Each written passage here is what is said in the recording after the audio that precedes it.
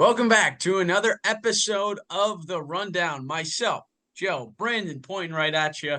We got a great episode on deck for you. CSAA action as well as Tiger baseball we talked about. It's all right. It's not the best weather right now, but it's going to be nice, peachy and cozy right here on The Rundown while you join us. We can't wait to get it to you. Brandon, how are you? We're doing great. It's a little cold outside today, but those, of course, know. I'm still rocking the shorts. I'm getting a lot of judgment and flack for it, but you know what? It's just me, baby. That's just how we're rolling. Your fashion. I gotta pull my camera down just a little bit as I'm almost out of frame. But your fashion choices are just a little bit skeptical sometimes. I don't know. What goes through your mind in the morning when you choose it? Because you wear no socks with sandals all the time, and it's just a wild thought to me to do that. But let's get into it. Enough of Brandon's fashion choices. We won't have to roast him too long. But I think we should start what? Baseball, softball, Tiger baseball. What do you want to do? Oh, we can start local high school. I mean, right now we're looking at basically a CSAA that is being ran by one team, and I really hate talking about it, but really, Coach Scarpelli's Cardinals are at the top, and I think this is the biggest thing. They're doing their job, and they are winning a lot of these doubleheaders. They're sweeping these teams. Everybody else, I mean, we could have a race from second to sixth that is separated by half a game or even a tie by the time we get weeks into the season because we're seeing a lot of these tight splits. We're starting to see some teams getting their bats alive, and I think that's a really interesting thing based on what we've had this winter as far as training and especially early spring weather. We've had considerations for cold and rain and storms even last night. So you look especially at where these teams are at. I mean, you're looking at a lot of these good teams playing against each other, just going in and getting splits, one win and one loss each way. And you're seeing a lot of teams about 500 in conference action so far. But Big Rapids are taking care of business. They've gotten a sweep in every conference game so far. And that's why they're at the top right now. But it's going to be really interesting to see because, I mean, you looked at Grant and Reed City got a split. Grant got their first sweep of the season, I believe, on this entire regular season so far against their rival Newaygo. That was a big win for them. You saw Chip Hills and Morley split a pair. Zade Garrett was great on the mound for Morley, but then the Warriors have bounced back, and especially playing at their field is really a tough battle for a lot of these teams. I know, Joe, we've both been to that field. It's really a tough field to play at, and it's not like it's like weirdly shaped or a pitcher's park, hitter's park. It's just a unique environment to play in. So, but right now, I mean, we're seeing a pretty even conference, and this is going to be a very interesting thing to watch as we continue on the season because we might go into the last week like we were talking about with basketball, Joe, where we might have a team that could be in second and a team that might finish in sixth if they keep this track and this trajectory right now. Yeah, it's going to be interesting. And I think, especially when you get to this part of the season, you alluded to it with the bats starting to get hot. I think you're going to see a lot of teams start to turn the page. Reed City is 7-3 right now. Central Montcalm, I believe, is 6-4. So those are two teams who could very well get on a hot streak. And Big Rapids does not have, anything locked up yet. Yeah, they're 9-0, but you can still see them drop a few games to their upcoming opponents that they got happening. I think it's Grant and a few others. I mean, Central Montcalm, they got Traverse City Central as well, which is an out-of-conference game. But if they drop one of those two, that might send them on a skid coming up with Kent City and Grant, which is their next two series. So we'll obviously be able to see how this kind of plays out. I do think it's not over yet. Big Rapids still has a lot of work to do. I think they need to sweep the next two conference opponents to lock it up with their conference championship. So a lot of work to be done before the CSAA is set in stone. But I still think you're going to see Central Montcalm and Reed City make some noise and still be able to kind of get into that spot. But yeah, this is going to be exactly like basketball. You could see some teams make big jumps in the next 2 or 3 series, all the way from sixth to like second, or you could see guys or see a team kind of just have the wheels fall off and they might get a little bit of a slump. And then, all of a sudden they're going to be below the half of the table and they're going to be in a little bit rougher of a spot. But I still think right now you can kind of sit with Big Rapids being the favorite to win the conference. But like I said, don't count out Reed City, Central Montcalm, Grant as well, looking like they're going to be pretty solid with their first sweep. So far from over, and I'm excited for it because that means we just got that much more to talk about. Absolutely. It's going to be a fun race for sure. And I mean, we've seen some individuals that have really stood out overall in this year. I mean, you mentioned Reed City. Max Hammond has been great on the mound. You've seen, obviously, Devin Garbo over there at Molly Stanwood, who's been playing some good ball. Ruther from White Cloud, he's really been a standout. He's really pulling that team along, too. So, I mean, it's going to be fun when we start looking at postseason accolades just based on where these teams finish up. And obviously, the Conference is obviously a big thing, but these teams want to play their best going into May, and that's what matters most. So it's still very early, and I think there's still a lot of season to be played, and I think it's going to be really interesting to track these teams. Yeah, I'm also excited to see how it goes, but you also got to watch out for some of those teams who are a little bit lower, who are kind of a lot of people are going to be counting out. That might just be kind of like those throwaway games, but those are the games too where you got to watch out for because those ones could really bite you if you're going to be in that situation. Let's switch over to softball now. I think the big thing that everybody's asking, Reed City, where did this come from? They are on a tear. I think they're what, like 11-1 or something like that. As I try to pull this up, while our Wi-Fi is being just a little bit slow. Yeah, 11-1 right now, which is wild. Lost the first game against Kingsley, but they have just been rocking along ever since and have not lost. So right now, I mean, it's their CSAA to lose at the moment. Yeah, it's crazy to think about it right now. Them and Big Rapids at the top, and I think obviously we look at where Big Rapids is, and you would probably say if they were going to ask 10 people who's going to win the conference, I think we would have over half saying Big Rapids. But I think you got to give credit, especially. I mean, I love saying this as an alum because I know Coach Stieg. I know really what this team's kind of been through, following him for the last couple of years. I mean, they were very young 2 years ago. I mean, they were really young playing at the varsity level, and you were seeing them compete in games, and they were really playing a lot of these tough games. Last year, they took a step forward. Now, like, oh, this team's taking a step forward, and now even another step forward this year. And I think that's just showing you, especially the progression, because you'll probably look back at their records and, oh, they're around 500. Oh, they were really bad a couple years ago. But that's because it's been that same group, and they have moved together as a unit. They've all improved. The depth on that team is great, and they got some playmakers, especially at there. Morgan Hammond is a good player for them. You got a lot of great players on that team. It would take us too long to name them all.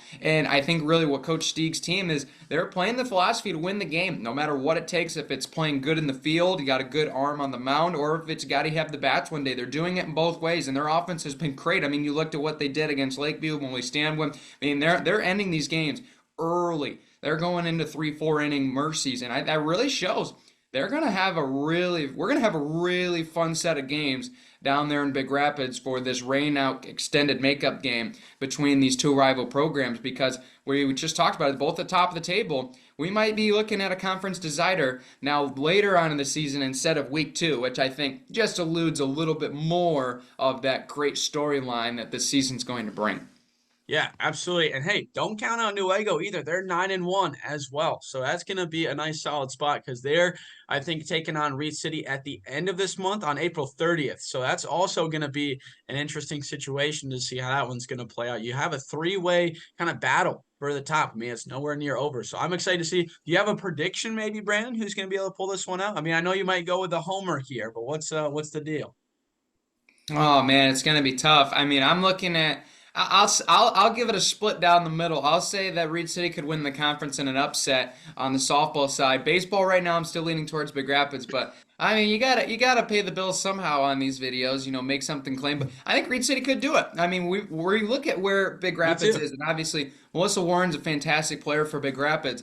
When you look at this team compared to the last two teams, I think you see a little bit more of a full or a gap in depth as you would a couple years ago, and especially down the lineup. So, guys, I mean, we're seeing their offense has taken. I mean, this offense is still amazing, and it's going to be the offense to beat in the conference. There's no doubt about it. But compared to years past, if there is a year that we can see this team fall, the way that Reed City has been playing and the talent that team has.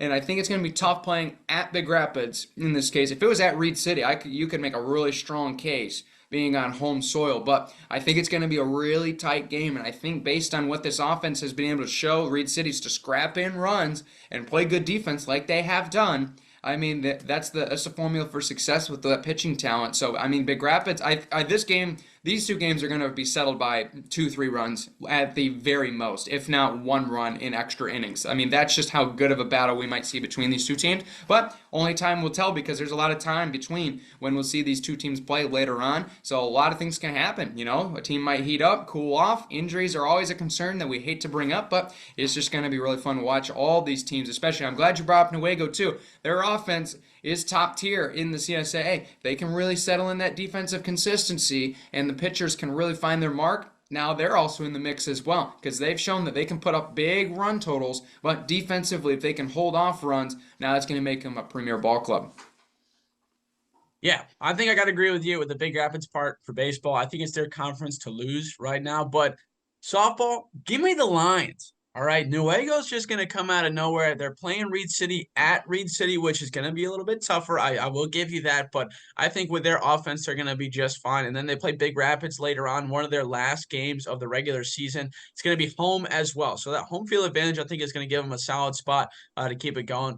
Gonna be interesting for these next few weeks. We got about a month and some change until we're gonna be getting ready for districts and stuff like that, and who's gonna be crowned the regular season champion. But I'm looking forward to it. I'm rolling with the Lions. Brandon, you're going with Reed City. We're gonna see how it plays out, and at the end of next month, we'll see who's gonna be standing on top of that CSAA standings. That's it for the high school portion. We're gonna move over to professional. The only thing we gotta talk about is the Tigers. So let's get right into it. Don't let the Tigers get hot. That's all I got to say. Back to back to back wins. They've been playing really well. Fresh off a win against the Rays in the Trop. Dude, second in the AL Central right now as well. So all I'm saying is, Tiger baseball, are we back? I think so. I'll tell you what, this is as fun of a team as we've been able to watch over the last couple of years, and that is an understatement for how well this team has played. And I think especially, I mean, we looked especially at the Rangers series. I mean, we went 1-3 against the former defending champs here from last year. But you mean, look at the score lines. We're looking at 9-7, 5-4, 1-0, and 4-2. I mean, we are battling with the team that won the entire thing last year. And then they go into the Trop, and their offense has really just been blowing it up. I mean, 7 runs in game 1. You saw that team just go out in a hurry, getting bombs in the first couple innings. And then you saw Riley Green, who's just, I mean, we keep talking about Riley Green. I mean, he's the guy, right? He's the guy that we're seeing here. And hopefully we can see Torkelson go right with him, and this offense is going to be really something special. But, I mean, he really played hero ball in last night's game, and they got the job done. It takes him a couple innings, it feels like, to really get the offense back in some of these tight games. But tell you what, if they keep scrapping in the 7th, 8th, 9th inning, I mean, that's a formula that wins you in October. So I really like where this team is at. Skubal, put him on the Cy Young tally immediately. This guy is filthy, and he is back with a vengeance. He looks amazing. Insane, we get Maeda back on track to at least a little bit more consistency with the rest of that rotation. I mean, 1 through 5, they can all get it done, and I think that's really what this team has been missing. And holy cow, keep this team healthy. That's priority number 1 because we're seeing it through a month. Still got a couple more to go, so it's going to take time. Yeah, season is not over, and that's the best part about baseball is a loss isn't going to derail you too much. We're still playing well with 3 wins in a row. Also, let's talk about that bullpen. First in WHIP, first in an ERA, first in opponent average, and first in opponent OPS.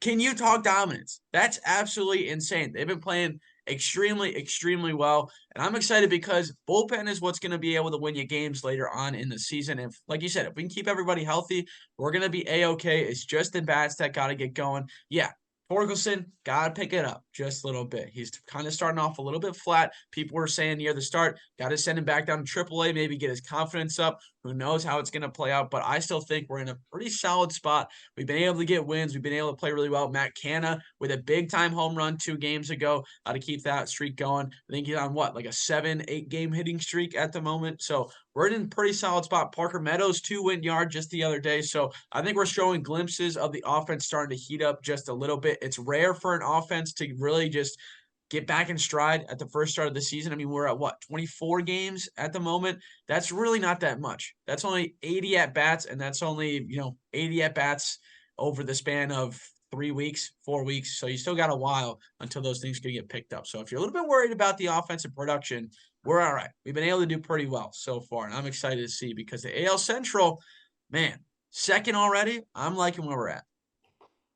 Love where we're at, and we're chasing the number 1 team in baseball. And I think that's the most fun part about it. The Guardians have been incredible this year, and obviously the Twins are still going to play good ball as well. The Royals have been in the mix. The White Sox look like they're going to have to go in a different direction soon. But, I mean, you talk about the bullpen. I mean, Alex Lang has been fantastic. We saw how good he was last year. He's continuing that over. I mean, Jason Foley is a madman. and no one wants to face that guy right now. And you look at just the bullpen, the arsenal. You got both sides. You got both command and velocity. There's no real dips in this bullpen, which we've kind of seen. There's been times where we're looking at guys that are closing or they are middle to long relief. I mean, really, these shutdown inning guys, one by one by one. I mean, that's what AJ Hinch has been doing, right? I mean, we've seen Scooble throwing 6 wonderful innings, and we're like, can this guy go 9? But this is a long-term season. So right now he's kind of leaving that alone. He's saying, we're going to save his arm. We're not going to get too crazy, have him get injured again. So we're trusting this bullpen. And boy, they've really stepped up. You look across the board, nobody has really had an off season so far. Everybody's contributing out of that bullpen. Gives you so many options matchup-wise, and it's a really good thing to see from this team because frankly, we've been missing it way, way too long. It hasn't been addressed, but Chris Fetter has done an amazing job. He had some arms go down last year, has still adapted, and now this year he's looking for a prime candidacy for one of the assistant coaches of the year, just based on where this bullpen's at. Yeah, there's a lot of things rolling for the Tigers right now, so get excited. If you can make it down to a game before, summertime starts ripping up and it starts to get jacked up in prices with how good the Tigers are going to be doing, do it as quick as you possibly can. It's going to be a blast. Me and Brandon looking forward to it. We're going to try to get down to maybe a game or two this summer as well. So if we see Oh, you yeah. down there, say what's up. That would be pretty dope if you do. I don't really have anything much to talk about anymore when it comes to Tigers. I think we talked about it. It's fun to be good, and it's fun when they're doing good. And right now, that's what they're doing. So that's pretty neat. That's going to be it for this episode of The Rundown. I had a blast. I hope you also had a blast, Brandon. Always do. Always do. A great program. Yes, it is. Yes, it is. So thank you so much for watching. We'll be seeing you next week with some more info, updates, and everything in between. Thanks, guys. Peace.